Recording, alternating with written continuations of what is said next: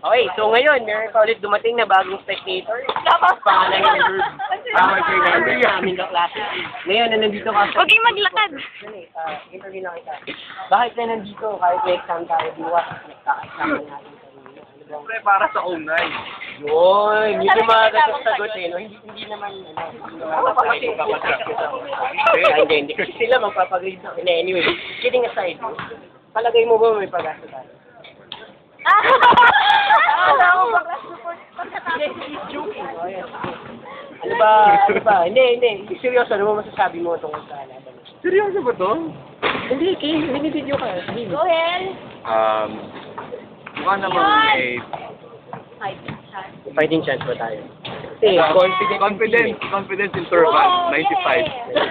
95. Okay, na yun. Very good thing 95. Meron 5%. Pero okay na yun. So, yun, narinig nyo naman si Herb. Mamaya may mga darating pa yan. Sure, kasi gusto nyo na supportahan yung team.